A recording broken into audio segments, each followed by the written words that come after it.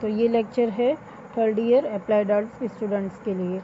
तो third year में advertising में जो आपका फर्स्ट चैप्टर है वो है विपणन। विपणन मीन्स मार्केटिंग, ठीक है। तो सबसे पहले तो आपको थ्योरी को पढ़ते समय और समझते समय मार्केटिंग को ध्यान में रखना है, क्योंकि ये थ्योरी मार्केटिंग पर्पस से है, ठीक है। और दूसरा ये कि आपको जो भी कुछ समझ नहीं आता है उसके आज जैसे आपको वीडियो सेंड की गई है तो आपको उसी रिकॉर्डिंग आपकी नेक्स्ट डे जूम मीटिंग ली जाएगी। तो आपको एक तो अपना नोट्स बनाने हैं हर सैटरडे या संडे जो भी आपको डेट दी जाएगी आपको उसमें अपना असाइनमेंट सबमिट कराना है। अपने वीकली जो आपके नोट्स रहेंगे, जो हम आपको पढ़ा रहे हैं, जो आपके थ्योरी रहेगी, वो आपको एज ए असाइनमेंट सेंड करनी है, ठीक है। तो ये तो हो गई जूम क्लासेस की बात और असाइनमेंट्स के बाद। तो अब हम अपना चैप्टर स्टार्ट करते हैं। मानव अपनी ज़रूरतों को पूरा करने के लिए विचारों एवं वस्तुओं का आदान प्रदान करता रहा है। देखिए यहाँ पे जो करता रहा है ये कहा गया है, मतलब स्टार्टिंग से ही जब से विज्ञापन की रचना हुई होगी या विज्ञापन शुरू हुए हैं, जिस भी समय से विज्ञापन का स्टार्टिंग हुआ है तो तभी से इसके बोला गया है कि शुरू से ही मानव अपने विचारों को एक दूसरे के सामने रखते थे और अपनी वस्तुओं का भी लेन देन किया करते थे, आदान प्रदान करते थे, ठीक है। वस्तुओं का यही आदान प्रदान ही विपणन का प्रारंभिक स्वरूप रहा है।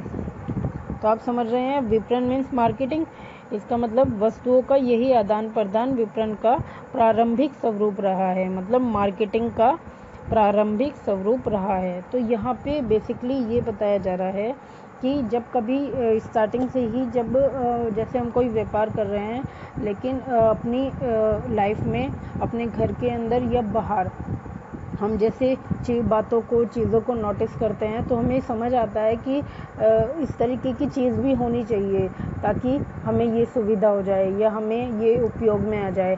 तो ये होते हैं विचार, फिर हम इन विचारों को एक दूसरे के साथ शेयर करते हैं। तो जब हम शेयर करते हैं तो उसका सर्जन होता है, उन चीज़ों का बनाने के लिए सर्जन किया जाता, मतलब कि एक खोज की जाती है, एक्सपेरिमेंट्स किए जाते हैं, फिर उसका सर्जन किया जाता है ना। तो इस तरीके से एक स्टार्टिंग होती है। फिर जो कि सर्जन करता है यानी कि तो जो निर्माता होते हैं वो मतलब जो कि निर्माण करने वाले होते हैं, ठीक है।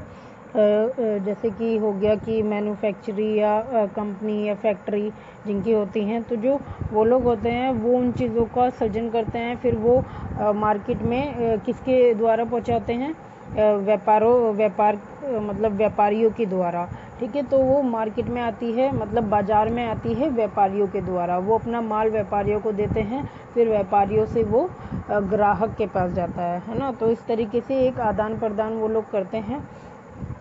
तो ये क्लियर हो गया कि वस्तुओं का यही आदान प्रदान ही विपणन का प्रारंभिक स्वरूप माना गया है, मतलब कि मार्केटिंग का प्रारंभिक स्वरूप माना गया है, ठीक है।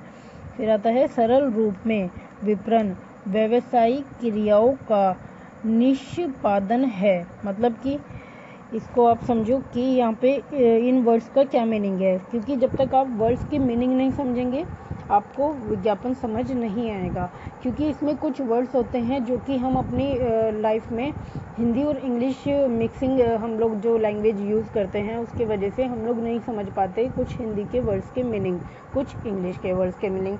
तो यहाँ पे यही आपको समस्या आएगी कि आप नहीं जानते कि विपणन क्या है, व्यवसायिक क्या है, निष्पादन क्या है ना। तो निष्पादन जैसी इन सब मीनिंग्स को आपको समझना ज़रूरी है। तो यहाँ पे तो सरल रूप में विपणन व्यावसायिक क्रियाओं का निष्पादन है जो उत्पाद या सेवाओं को निर्माता से उपभोक्ता तक पहुंचाने की गतिविधियों को निर्देशित करता है। व्यावसायिक मतलब प्रोफेशनल यानी कि कंज्यूमर, क्रियाओं का निष्पादन मतलब पालन, मतलब एक तरीका, ढंग, है ना, जो कि कंज्यूमर क्रियाएं अपनाता है, उसका जो एक तरीका होता है। तो उत्पाद या सेवाओं को उत्पाद मतलब कि प्रोडक्ट, मतलब कंज्यूमर द्वारा जो प्रोडक्ट बनाए गए हैं, जिनका निर्माण किया गया है, उनका जो एक ढंग है निर्माता तक प्रोडक्ट को पहुंचाने का।